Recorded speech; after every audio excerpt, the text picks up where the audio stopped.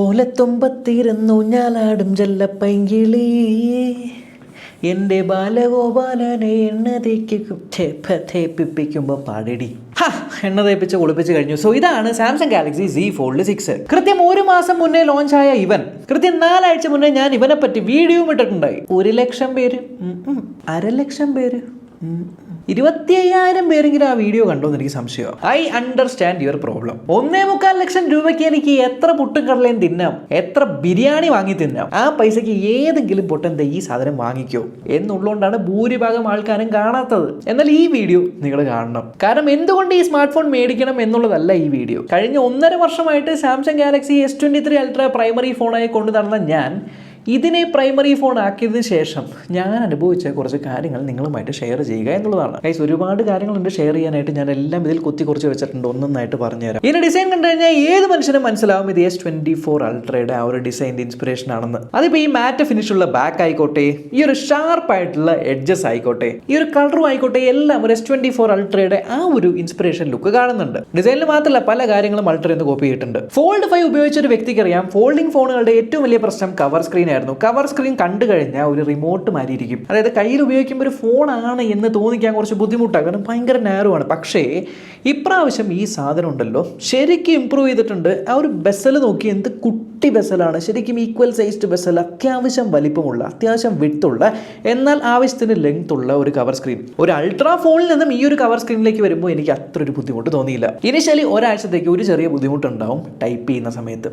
Type ചെയ്യുമ്പോണ്ടല്ലോ എൻ്റെ കൈ already ഇത്രയും വലുതാണ്, ആൻഡ് ഈ ഒരു സാധനത്തിൻ്റെ ഈ ഒരു വിഡ്ത്ത് കുറവാണല്ലോ. അതുകൊണ്ട് തന്നെ ഇപ്പം ഞാനിപ്പോൾ ടൈപ്പ് ചെയ്യുകയാണെങ്കിൽ ഒരു കീബോർഡ് കണ്ടില്ലേ, കീബോർഡിന് ഈ ഒരു വിഡ്ത്താണല്ലോ. അപ്പോൾ ഇതിൽ ടൈപ്പ് ചെയ്യുമ്പോൾ എന്തോ ഒരു വലിയ ജയൻറ്റിനെ പോലത്തെ ഒരു ഞാൻ പോയിട്ട് കീപാഡ് ഫോൺ ഉപയോഗിക്കാൻ കുത്തിക്കഴിഞ്ഞാൽ എങ്ങനെ ഉണ്ടാകും, അതേമാതിരിയാണ് ടൈപ്പ് ചെയ്യുമ്പോൾ എനിക്ക് ഫീൽ ചെയ്തുകൊണ്ടിരുന്നത്. കാരണം അൾട്രയിൽ ഇവിടെയാണെങ്കിൽ ഇതിൽ കുറച്ചുകൂടി നീങ്ങിയിട്ടായിരിക്കും. അതൊന്നും ആ ഒരു മസിൽ മെമ്മറി കിട്ടാൻ കുറച്ച് ടൈം എടുക്കും. പക്ഷേ മസിൽ മെമ്മറി കിട്ടിക്കഴിഞ്ഞാണല്ലോ ഈ സാധനം ഒറ്റ കൈ കൊണ്ട് ടൈപ്പ് ചെയ്യാൻ ചട്ടപ്പടയുന്ന കാര്യങ്ങൾ നടക്കും കേട്ടോ. ആ ഒരു കാര്യത്തിൽ എനിക്ക് ഇഷ്ടമായി. എന്നാൽ നിങ്ങൾക്ക് നോട്ടിഫിക്കേഷൻ പാനൽ എത്തിക്കണമെങ്കിലുണ്ടല്ലോ ഒറ്റ കൈയും കൊണ്ട് നിങ്ങൾ പാടുപെടും. സാംസങ്ങിന് One UI ഒരു പ്രശ്നമുണ്ട്, ഇതിനകത്തൊരു പോപ്പപ്പ് പോലെ നോട്ടിഫിക്കേഷൻ വരും. അതുകൊണ്ട് മുകളിൽ എന്തെങ്കിലും കാര്യത്തിൽ ഇപ്പോൾ ഈ സെർച്ച് ബാറാണ് ടാപ്പ് ചെയ്യേണ്ടെങ്കിൽ സെർച്ച് ബാർ ടാപ്പ് ചെയ്യുന്നതിന് വരെ ആ ഒരു നോട്ടിഫിക്കേഷനിൽ പോയി ടാപ്പ് ചെയ്ത് പോകും. ബട്ട് വൈഡർ അല്ലെങ്കിൽ പൊക്കം കൂടിയ സ്ക്രീൻ ആയതുകൊണ്ട് ഒറ്റ സെക്കൻഡ് കോൾ വരും. ടോൾ സ്ക്രീനിൻ്റെ ഒരു ഗുണം എന്താ വെച്ചാൽ ഇപ്പോൾ നിങ്ങളിപ്പോൾ ഒരു 21:9 ടൈപ്പ് വീഡിയോസ് നിങ്ങൾ കാണുന്നുണ്ട് എന്നുണ്ടെങ്കിൽ ഉണ്ടല്ലോ അത് ഫുൾ സ്ക്രീനായിട്ട് ഇങ്ങനെ എടുക്കും. അതുകൊണ്ട് നിങ്ങൾക്ക് മുകളിലും താഴെയുള്ള ഒരു ബ്ലാക്ക് ബാർ കാണില്ല, അങ്ങനെ കാണാൻ രസമുണ്ട്. ഈ സീൻ 6.3 ഇഞ്ച് ആണെങ്കിലും കുറച്ചുകൂടി ടോളറാണ്, വൈഡർ ആസ്പെക്ട് റേഷ്യോ ആണ്, 4500 നിറ്റ്സിൻ്റെ ബ്രൈറ്റ്നസ് ഉണ്ട്.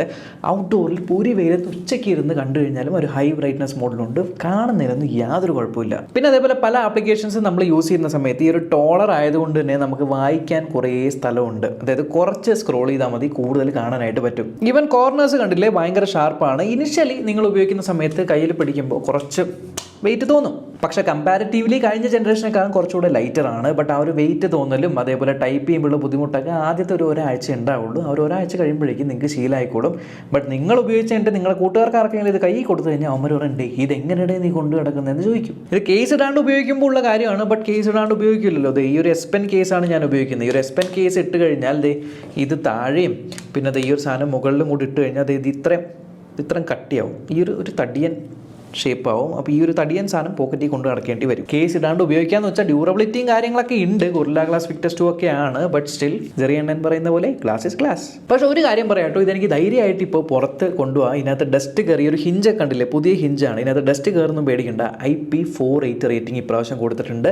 IP48 ആയതുകൊണ്ട് ചെറിയ രീതിയിൽ ഡസ്റ്റും അതേപോലെ വാട്ടർ വെള്ളത്തിൽ മുക്കിയാലും പ്രശ്നമൊന്നുമില്ല. ഇനി ഈ സ്ക്രീൻ വിട് അകത്തുള്ള ഈ ഒരു സ്ക്രീനിലേക്ക് പോകാം. അകത്തുള്ള സ്ക്രീന് കുറച്ചുകൂടെ വലുതാണ്. കുറച്ചുകൂടെ വലുത് ഇൻ ദ സെൻസ് 7.6 ഇഞ്ച് തന്നെയാണ്. ആണെങ്കിലും ബെസൽസ് കണ്ടില്ലേ, ബെസൽസ് ഭയങ്കര കുട്ടിയാക്കിയിട്ടുണ്ട്. കുട്ടിയാക്കിയിരിക്കുന്നതുകൊണ്ട് തന്നെ നിങ്ങൾക്ക് ഇത് കാണുമ്പോൾ കുറച്ചുകൂടി വലുതായിട്ട് തോന്നും. ആൻഡ് സെയിം 4500 നിറ്റ്സിൻ്റെ ബ്രൈറ്റ്നസ് ആണ്.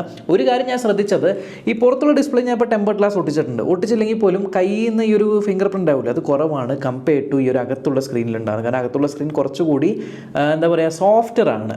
ഈ ഒരു സംഭവം ഇങ്ങനെ മടങ്ങാൻ വേണ്ടിയിട്ട് ഓൾറെഡി ഒരു സ്ക്രീൻ പ്രൊട്ടക്ടർ ഒട്ടിച്ച് തന്നിട്ടുണ്ട്. അപ്പോൾ അത് ഊരേണ്ട ആവശ്യമൊന്നുമില്ല. ബട്ട് പക്ഷേ ഈ ഫോൺ ആദ്യമായിട്ട് എൻ്റെ കൈ കിട്ടിയപ്പോണ്ടല്ലോ ഞാൻ തുറന്നു നോക്കി, ഇന്നർ ഡിസ്പ്ലേ ഒക്കെ കൊള്ളാം, കുറച്ച് നേരം യൂസ് ചെയ്തു, അടച്ചു വെച്ചു. എൻ്റെ മൈൻഡിൽ എന്താണ്, പൊതുവേ നമ്മൾ ഫോൺ ഇങ്ങനെ ഉപയോഗിക്കുള്ളൂ, അപ്പോൾ ഇന്നർ ഡിസ്പ്ലേ യൂസ് ചെയ്യേണ്ട ആവശ്യം വരില്ല എന്ന്. ബട്ട് സർപ്രൈസിംഗ്ലി ഞാൻ ഏറ്റവും കൂടുതൽ ഇന്നർ ഡിസ്പ്ലേ ആണ് ഉപയോഗിച്ചത്. സംഭവം എന്താണെന്ന് പറഞ്ഞുതരാം. ഒന്ന്, മടക്കി വെക്കുമ്പോൾ ഇത് കുറച്ചുകൂടി കട്ടിയുണ്ടല്ലോ, ഇങ്ങനെ തുറന്നിരിക്കുന്ന സമയത്തുണ്ടല്ലോ ഇത് ഭയങ്കര കുഞ്ഞാണ്, നോക്കി ഇത്രേ ഉള്ളൂ, ഭയങ്കര ലൈറ്റ് വെയിറ്റ് ആയിട്ട് തോന്നും. പിന്നെ രണ്ടാമത്തെ കാര്യം എന്ന് വെച്ചാൽ ഈ സാധനം കുറച്ചുകൂടെ വലുതായിട്ട് യൂസ് ചെയ്യുമ്പോൾ പല ആപ്ലിക്കേഷനും പുതിയൊരു എക്സ്പീരിയൻസ് പോലെ തോന്നും. ഉദാഹരണത്തിന് ഞാനിപ്പോൾ ഇൻസ്റ്റാഗ്രാം എടുക്കുവാണെങ്കിൽ, ഇപ്പോൾ കണ്ടില്ലേ ഇൻസ്റ്റാഗ്രാം ഇപ്പോൾ എടുക്കുവാണെങ്കിൽ കണ്ടില്ലേ സൈഡിലാണ് ഈ ഒരു ഇൻസ്റ്റാഗ്രാമിൻ്റെ സാധനമൊക്കെ വരുന്നത്. അപ്പോൾ ഇങ്ങനെ സ്ക്രോൾ ചെയ്യുമ്പോൾ കുറച്ചുകൂടി ഒരു ന്യൂവർ എക്സ്പീരിയൻസ് ആണ് സാധാരണ ഫോണിൽ കാണുന്നതിലും. ഇനി എക്സ് അല്ലെങ്കിൽ ട്വിറ്റർ എടുക്കുന്ന സമയത്ത് ട്വിറ്റർ എടുക്കുമ്പോഴും വേറൊരു ടൈപ്പ് ഓഫ് എക്സ്പീരിയൻസ് ആണ്. ഇനി യൂട്യൂബ് എടുക്കുമ്പോൾ പോലും എനിക്ക് ആ ഒരു രീതിയിലാണ് വരുന്നത്. സോ കൂടുതൽ റിയൽ എസ്റ്റേറ്റ് ഉണ്ട്, കൂടുതൽ കാര്യങ്ങൾ കാണാനായിട്ട് പറ്റുന്നുണ്ട്. അപ്പോൾ നോർമലി യൂസ് ചെയ്യുന്നതിനേക്കാളും ഒരു കുറച്ചുകൂടെ ഫ്രഷർ എക്സ്പീരിയൻസ് തോന്നുന്നുണ്ട്. പിന്നെ നമുക്ക് ഇങ്ങനെ യൂസ് ചെയ്യാം, ഇങ്ങനെ യൂസ് ചെയ്യാം. പക്ഷേ ഇതിന് സ്റ്റീരിയോ സ്പീക്കേഴ്സ് വരുന്നത് ഇവിടെയുമായിട്ടാണ്. സോ ഇങ്ങനെ നിങ്ങൾ യൂസ് ചെയ്യുവാണെങ്കിൽ സ്റ്റീരിയോ സ്പീക്കറായിട്ട് തോന്നില്ല, വീഡിയോ കാണുന്ന സമയത്ത് മുകളിലും താഴെയായിരിക്കും. ബട്ട് നമ്മൾ ഇങ്ങനെയാണ് യൂസ് ചെയ്യുന്നതെങ്കിൽ ആ ഒരു സ്റ്റീരിയോ സ്പീക്കറായിട്ട് തോന്നാം. ഈവൻ ഇപ്പോൾ ഞാൻ എന്തെങ്കിലും ഒരു വീഡിയോ പ്ലേ ചെയ്യുന്ന സമയത്ത് ഇങ്ങനെ കാണുമ്പോൾ കണ്ടില്ലേ ഒരു കവർ സ്ക്രീനിൽ കാണുന്ന ആ ഒരു സെയിം ആസ്പെക്ട് റേഷ്യോ തന്നെ ഇവിടെയും കാണുന്നത്. ബട്ട് ഇങ്ങനെ ചരിക്കുന്ന സമയത്താണ് കുറച്ചുകൂടെ വൈഡർ ആവുന്നത്. ഇത് പ്രത്യേകം യൂസ്ഫുൾ ആവുന്നത് എങ്ങനെയാണെന്ന് വെച്ചാൽ നോർമൽ ടൈപ്പ് വീഡിയോസ് ഇല്ലേ, ഇത് പ്രത്യേകം യൂസ്ഫുൾ ആവുന്നത് ഇതേപോലെ വലിയ 4:3 റേഷ്യോയിലുള്ള വീഡിയോസ് കാണുമ്പോൾ അത് തിരിക്കുമ്പോണ്ടല്ലോ ഭയങ്കര വലുതായിട്ട് കാണും, അടിപൊളിയാണ്. ഈവൻ ഇങ്ങനെ കണ്ടുകൊണ്ടിരിക്കുമ്പോൾ നമ്മളിങ്ങനെ വളച്ചു കഴിഞ്ഞാൽ കണ്ടില്ലേ ഫ്ലെക്സ് മോഡിൽ കാണാനായിട്ട് പറ്റും. താഴെ നിങ്ങൾക്ക് കൺട്രോൾസ് എല്ലാം വരും ഈ ഒരു രീതിയിൽ. ഫ്ലെക്സ് മോഡ് ഞാൻ കൂടുതൽ യൂസ് ചെയ്യുന്നത് ഇപ്പോൾ ടീംസിൽ മീറ്റിംഗ് കൂടുന്ന സമയത്ത് ടീംസ് മീറ്റിങ്ങിൻ്റെ ആ ഒരു കൺട്രോൾസ് എല്ലാം താഴെ.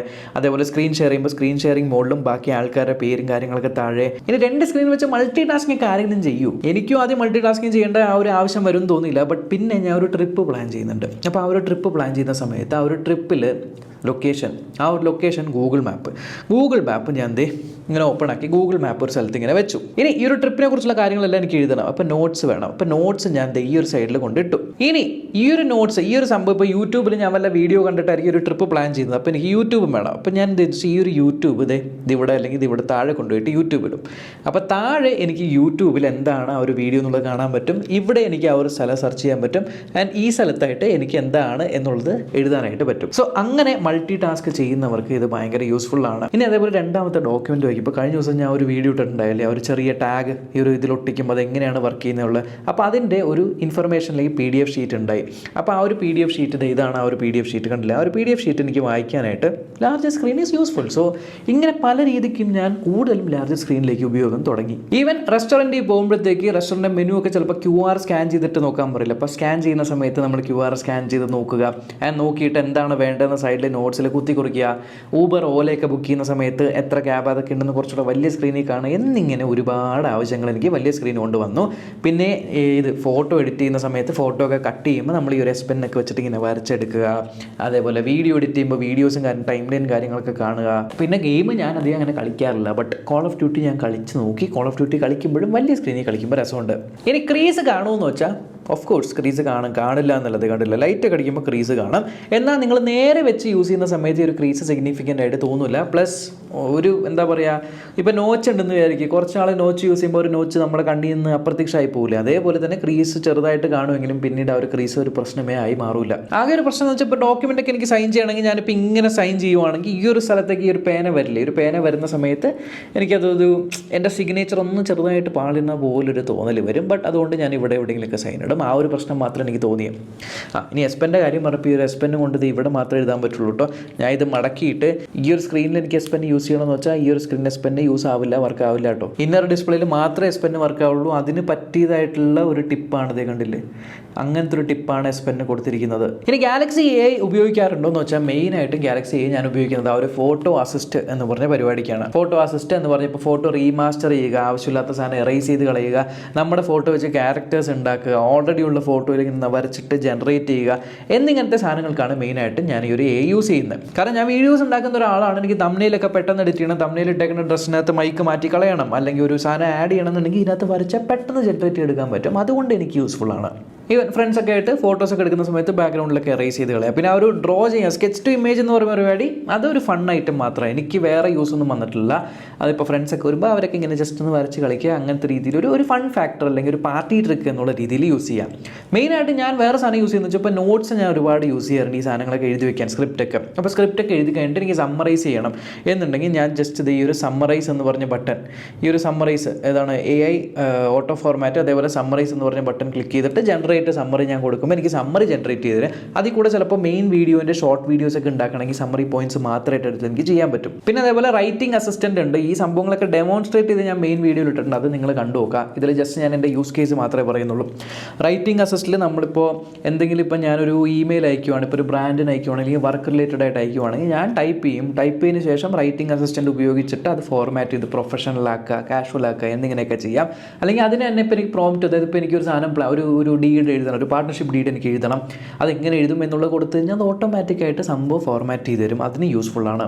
കോൾ ചെയ്യുമ്പോൾ ട്രാൻസ്ലേറ്റ് ഫീച്ചർ യൂസ് ചെയ്യുമെന്ന് വെച്ചാൽ എനിക്കത് യൂസ് ചെയ്യേണ്ടി വന്നിട്ടില്ല. കാരണം ഇവിടെ ആരും അങ്ങനെ ഹിന്ദി സംസാരിക്കുന്നവർ കുറവാണ്, റീജിയണൽ ലാംഗ്വേജ് സപ്പോർട്ട് ഇല്ല. ബട്ട് പുറത്തൊക്കെ പോകുന്നവർക്ക് യൂസ്ഫുൾ ആകും. ഈവൻ ഇൻ്റർപ്രറ്റർ നമ്മളിങ്ങനെ മടക്കി വെച്ചിട്ട് ഇവിടെയായിട്ട് ആ ഒരു ഇൻ്റർപ്രറ്റർ ഇവിടെയായിട്ട് ഇൻ്റർപ്രറ്റർ ചെയ്യൂലേ, ആ ഒരു ഇൻ്റർപ്രറ്റർ സംഭവം എനിക്ക് ഇവിടെ യൂസ്ഫുൾ ആയിട്ട് മീൻസ് ഒരു യൂസ് കേസ് വന്നിട്ടില്ല. ബട്ട് ഹിന്ദിയോ അല്ലെങ്കിൽ മറ്റ് ഭാഷകൾ ഫ്രഞ്ച് അങ്ങനത്തെ ഒക്കെ ചെയ്യുന്നവർക്ക് നിങ്ങൾക്ക് യൂസ്ഫുൾ ആവും. പക്ഷെ മെയിൻ ഐറ്റം ഉണ്ടല്ലോ, മെയിൻ ഐറ്റം എന്താ ഈ ഒരു സർക്കിൾ ടു സെർച്ചാണ്. സർക്കിൾ ടു സെർച്ചിനെ അണ്ടർ എസ്റ്റിമേറ്റ് നമ്മൾ ചെയ്യും. ഇപ്പോൾ സർക്കിൾ ടു സെർച്ച് ഞാൻ പലപ്പോഴും പല സംഭവങ്ങൾക്ക് യൂസ് ചെയ്യാറുണ്ട്. ഇപ്പോൾ എന്തെങ്കിലും ഒരു ഡ്രസ്സ് കണ്ടു കഴിഞ്ഞാൽ അതെനിക്ക് സെർച്ച് ചെയ്യണം, ഇപ്പോൾ മിന്ത്രയിൽ സെർച്ച് ചെയ്യണമെന്നുണ്ടെങ്കിൽ ഡ്രസ്സ് സെർച്ച് ചെയ്യാൻ, അല്ലെങ്കിൽ ഇപ്പോൾ ചിലപ്പോൾ ഞാൻ എന്ത് ചെയ്യുന്നു വെച്ചാൽ ഗൂഗിൾ ലെൻസിലൊക്കെ നമ്മൾ ഫോട്ടോ എടുത്തിട്ട് അപ്ലോഡ് ചെയ്യണം, അല്ലെങ്കിൽ അങ്ങനെയൊക്കെ ചെയ്യും. ഞാൻ ചില സാധനങ്ങളൊന്നും ഗൂഗിൾ ലെൻസിൽ വരില്ല. ഉദാഹരണത്തിന് ഞാനിപ്പോൾ ഒരു സാധനം കാണിച്ചു തരാം. ഈ വീഡിയോ ഇട്ട് ഈ സാധനമില്ലേ, ഇത് ഞാൻ ഗൂഗിൾ ലെൻസ് ഉപയോഗിച്ചിട്ട് സെർച്ച് ചെയ്ത് കാണിച്ചു തരാം കേട്ടോ. ഇപ്പോൾ ഗൂഗിൾ ലെൻസിൽ സ്കാൻ വിത്ത് യുവർ ക്യാമറ എന്നുള്ള ഓപ്ഷൻ വന്നിട്ടുണ്ട്. ഞാൻ ഗൂഗിൾ ലെൻസിൽ ഞാൻ ഫോട്ടോ എടുത്തു, ഇതിൻ്റെ സ്കാൻ റിസൾട്ട് വരുന്ന നോക്കിയേ, QR കണ്ടോ, QR കോഡ് ടെക്സ്റ്റ് ഇങ്ങനെ മാത്രമാണ് വരുന്നത്. എന്നാൽ ഞാനിപ്പോൾ ഇത് ക്യാമറ ഓപ്പൺ ചെയ്തിട്ടുണ്ടല്ലോ, ക്യാമറ ഓപ്പൺ ചെയ്ത് ജസ്റ്റ് ഇതിൻ്റെ മുകളിൽ വെച്ചിട്ട് ഞാൻ സർക്കിൾ ടു സെർച്ച് ചെയ്യാൻ പോവാണ്. ഓക്കെ, സർക്കിൾ ടു സെർച്ച് ചെയ്ത് കഴിഞ്ഞാൽ എനിക്ക് കണ്ടില്ലേ പ്രോപ്പറായിട്ടുള്ള റിസൾട്ട്സ് വരുന്നുണ്ട്. ഇത് പല സ്ഥലങ്ങളിലും ഞാൻ കണ്ടു. പല ആൾക്കാരും ചോദിക്കുന്നുണ്ട് സർക്കിൾ ടു സെർച്ച് എന്തിനാണ് ഗൂഗിൾ ലെൻസ് യൂസ് ചെയ്താൽ പോരെയെന്ന്. ബട്ട് ഇങ്ങനത്തെ കുറച്ച് വ്യത്യാസങ്ങളുണ്ട് എല്ലാ കേസുകളിലും കേട്ടോ, പല കേസുകളിലും. പിന്നെ അതേപോലെ വാട്സാപ്പിലൊക്കെ ഇങ്ങനെ മെസ്സേജ് വരുമ്പോൾ മെസ്സേജിൻ്റെ ഇടയിൽ ഒരു പർട്ടിക്കുലർ ടെക്സ്റ്റ് മാത്രം എനിക്ക് കോപ്പി ചെയ്യണമെങ്കിൽ ആ വാട്സാപ്പിൽ നമ്മൾ ടാപ്പ് ആൻഡ് ഹോൾഡ് ചെയ്താൽ ആ ഒരു ഫുൾ മെസ്സേജ് കോപ്പി ആവും. ബട്ട് സർക്കിൾ ടു സെർച്ച് ചെയ്തിട്ട് ആ ഒരു മെസ്സേജ് ആ ഒരു ടെക്സ്റ്റുമ്പോൾ ഇങ്ങനെ വരച്ച് കഴിഞ്ഞാൽ അത് മാത്രമായിട്ട് കോപ്പി ആവും. അങ്ങനെയൊക്കെയാണ് ഞാൻ ഉപയോഗിക്കുന്നത്. ഇനി ക്യാമറയുടെ കാര്യം നോക്കുകയാണെങ്കിൽ നമ്മുടെ S24+ൻ്റെ സെയിം സെറ്റപ്പാണ് കേട്ടോ. 12 mega pixel ultra wide, 50 mega pixel primary, പിന്നെ ഇത് 10 മെഗാ പിക്സൽ 3x ടെലിഫോട്ടോ. ഇത് 12 മെഗാ പിക്സൽ അൾട്രാ വൈഡ് ഇപ്രാവശ്യം പുതിയ സെൻസറാണ്.